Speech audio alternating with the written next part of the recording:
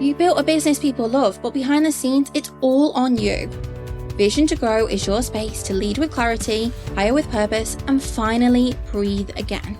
I'm Chrissy, your no-fluff leadership expert, here to help you hire better and lead teams with less mess. Hello and welcome back to the Vision to Grow podcast. I'm Chrissy. I am both the host of the Vision to Grow podcast and the founder of Grow Advantage, where we help service-based business founders with all things hiring, team, and leadership. Now, today, we're talking about one of the most expensive, emotionally draining, and totally avoidable mistakes I see smart, service-based business owners making on the daily. Hiring unicorns instead of building a business you can actually own.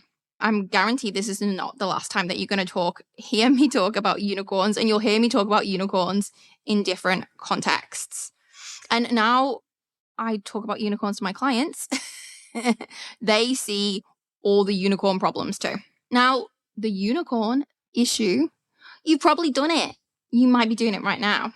And it is I need a unicorn who can do everything, post in a Facebook group, when you're having that chat with your business coach, or even worse, when you actually put a systems unicorn, graphics whiz, or a VA ninja, any of that nonsense.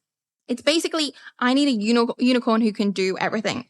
And just to give you some context, I got the train into the podcast studio today, and I was scrolling Facebook, and I was on like-minded bitches drinking wine, that Facebook group.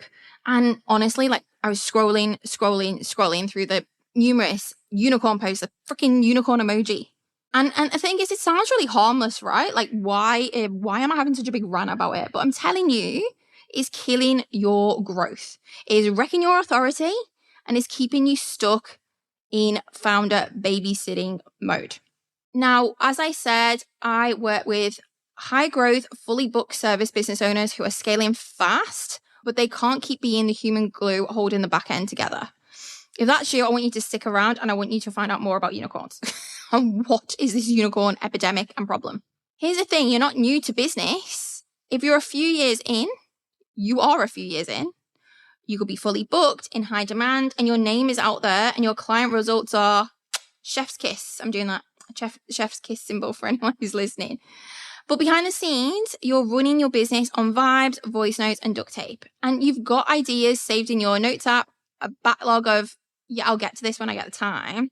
And your team can't your team can't sneeze without slacking you for permission, or your phone's going off with random team WhatsApps.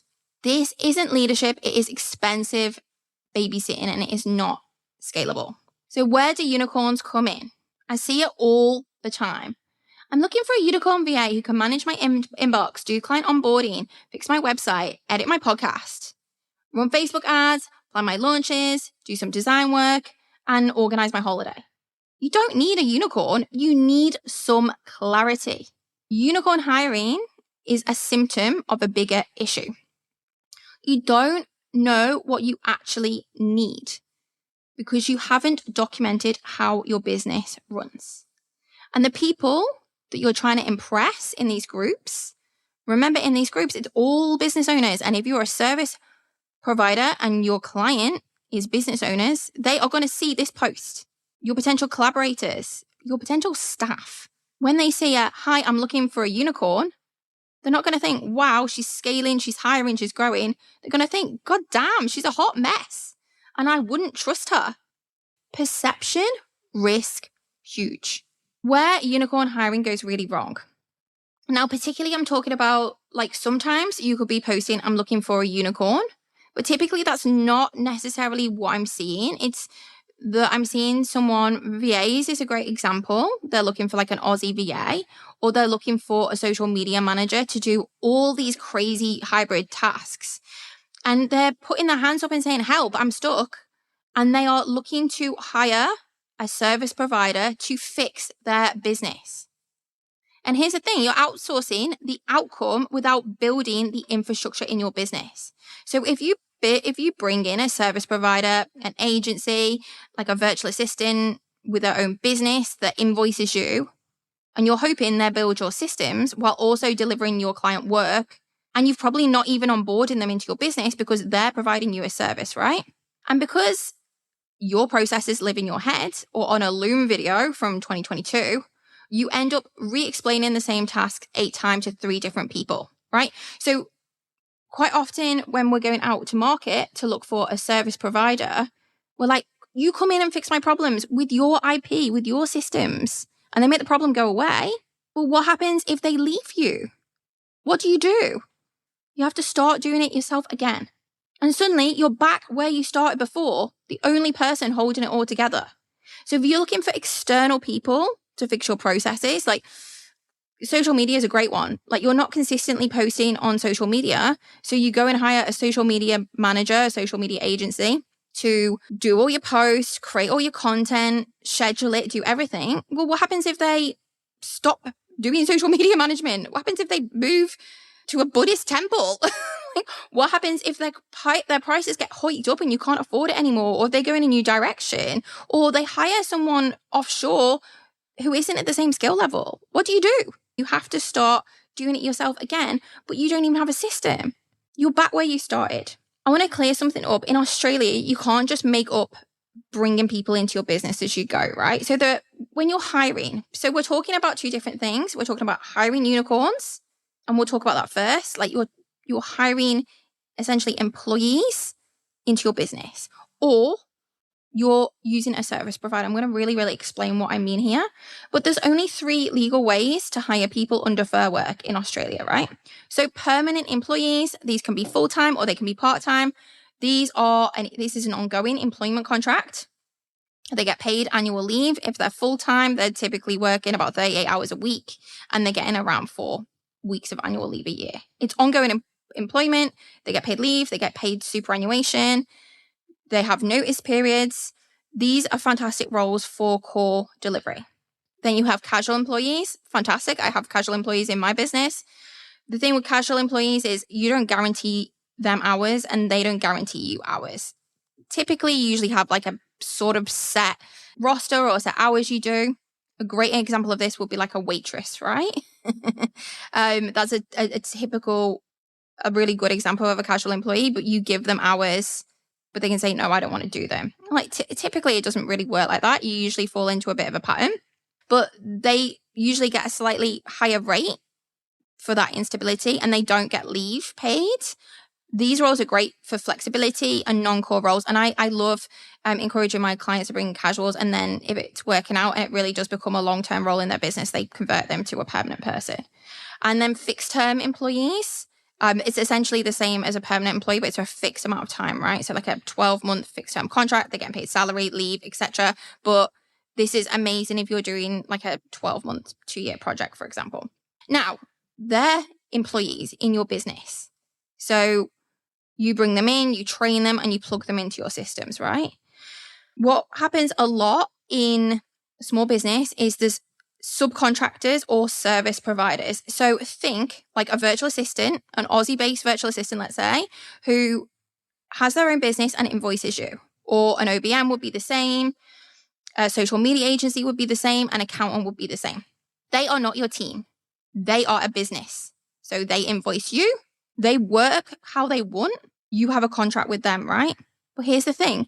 They can't dump you without notice. They don't necessarily use your tools or your systems unless you have built that out in your agreement, which I highly, highly recommend.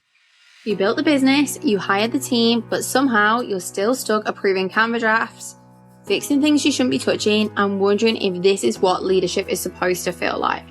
If that's you, it is time to shift gears. Leadership Essentials is an in-person, full-day workshop designed for service-based founders who are ready to stop managing and start leading. There's 2 events, one in Perth on Friday the 12th of September and one in Sydney on Wednesday the 24th of September. There's only 15 seats per city and early bird pricing is on now. You can grab your spot for just $247 or start with a pricing plan from just $29 per week. Fair work has really strict guidelines, and people don't talk about this in small business. This is something that is drilled into you when you are in the hiring, recruitment, HR space in corporate. If you treat a subcontractor like an individual who is invoicing you like an employee without giving them entitlements, it's called sham contracting, and it can land you in hot water. Check out fairwork.gov.au if you're not sure where you stand. But if you ongoing are hiring a subcontractor and then you let them go and they think they're a contractor, they can take you to Fair Work, and that is a huge risk for your business. So I've talked, and I will talk more and more about this on the podcast, but about owning positions, owning roles, and not focusing purely on the individual in that role.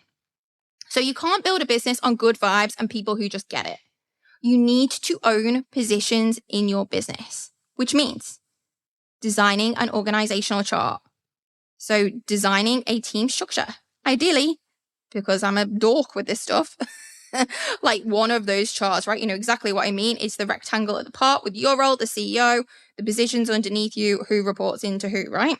Start doing that now, even if it's just you and a couple of other people.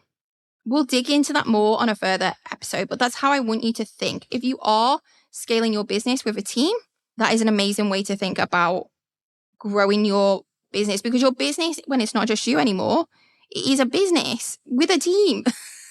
So all of these processes and organizational things need to be documented. I want you to have a clear job description for every position in your business. And we want to build you systems that are not just in your brain. As we dig into this further, we're going to be using scorecards to measure performance. We're going to engage our employees. Let's not jump ahead, right? But we are going to absolutely have documented hiring and onboarding processes. So you've got ownership of your positions. And if someone leaves one of the positions in your business, you can just rehire it without all the stress. We own positions. We create positions. We create job descriptions. And then we hire people. But people come in and out of those positions. If you've listened to another podcast episode, you will have heard me talk about Liverpool soccer team. But I'll give you a shorter version.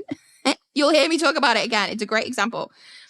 A soccer team, a football team, you've got 11 players, 11 positions. And the players from this 200-year-old soccer club, the players come and go out of those positions, but the positions stay the same. Everybody understands what a goalie is. It's a very specific skill set. If a goalie leaves, you get another goalie with that skill set, right? It's not all about the person. It's about the position. And we need to be honest with ourselves, right? People do move on from jobs. Like, you're in business. I'm sure you had a job at some point before. You've moved on. It's not the worst thing. Like, attrition is not the worst thing. But if someone does leave, you want to be swapping out a piece in the machine, not watching your whole engine fall out of the car. I had a conversation recently with an allied health professional. It was a small business in terms of team. She was a psychologist, and then she had a team. So she was really revered. She'd worked in practice for a really long time. She set up her psychology practice, and at the time it was just her. So she basically did psychology appointments, and then she had a team that did everything else for her. Amazing business. She's clearly very talented at what she does. Absolutely lovely woman. But everything in her business, client service, administration, marketing, finance, everything was outsourced to completely different agencies. She didn't have any internal systems. She didn't have any employees, and she had absolutely no control. She was paying like 20 grand a month for different service providers to run and own her business for her. It was all their IP. And if those, even just the one of the service providers was like a virtual assistant agency, and they did like all of her bookings, all of her admin, all of her customer service, all of her socials, right? Like, if they fold tomorrow, she'd be broken. She'd have a diary full of clients and not know what she was doing. So I gave her some advice of, like, you've got it set up great. You've got processes and systems. See if you can pull those systems in-house. And then if you know that your business is making money, why would you not hire some of this work in-house, right? It's going to be way cheaper for you. So I talked to her. She wasn't a client. This was just a really nice chat I had at a business event. But we talked about team structure, defining core roles, building out processes, all of the things I'm talking to you about, onboarding hubs, looking at long-term hires. She will come back to me. We've got a chat booked. But what I want for her is for her business to be hers. Like, if the business is hers and she can just stay in her lane of servicing clients, but she's got full visibility over it, it's going to cost her less money and she's at way less risk, right? I hope that resonates and makes sense. Now, why this happens, like, it's super, super common for people to initially rely on service providers. Look, I hired quite early in my business because of my expertise, but I have, of course, had social media managers. I'm always going to have an accountant. I'm probably, unless I scale massively, I'm not going to have like a CFO inside my business, right? But every single role, being a subcontractor and like an individual subcontract, it is a red flag for me, right? And you're not lazy, you're not stupid, you're not bad at leadership. You're just overwhelmed. And if you're in that weird no man's land between solo success and sustainable scale, and no one ever taught you how to bridge the gap, that's fine, but I can help you. If you're anywhere near the 500K a year mark or past it, this is where you're going to pivot. No more unicorns. Create a structure and hire into it. No more renting external teams to run your whole back end. Own your IP, your systems, and your team. I'm not saying never work with an amazing service provider again. That would be ridiculous. But make your business set up that if that person leaves or they stop doing it, that you're okay, that you can still function. And for you, as a business owner, no more being the go-to person for every tiny thing in your business. Let your business become a machine and you being the head of that machine. So looking for a unicorn is code for I have no idea what I need. It confuses your audience and it dilutes your authority. If you do not own the positions in your business, if you do not own the processes and the delivery systems in your business, you do not own your business. You are project managing chaos. And that is the pivot at some point you will need to make where every role is not a service provider or an individual subcontractor. You need to start bringing those roles in-house. Think about your big businesses or your medium-sized businesses. They have employees. Not everything is outsourced. And I'm telling you, once you start picking it off, it's going to be way cheaper. It is massively cheaper to hire an administration person who's paid an hourly rate or a salary rather than paying a service provider ongoing. Look at hourly rates. Look at the service packages versus the standard hourly rate for an administrator. Like, I know that really good OBMs these days are charging, if it's on an hour, it's around the $70 to $90 an hour mark. And they're amazing because they're bringing all their knowledge and systems in. But if you've got those systems and knowledge in your business, you can hire an administrator to run the systems at probably half the price.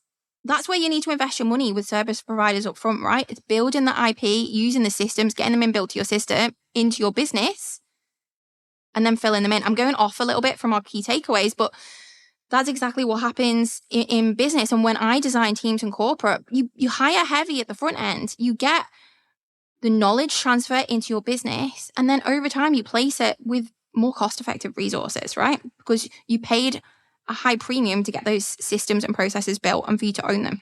So we'll go back to the takeaways again.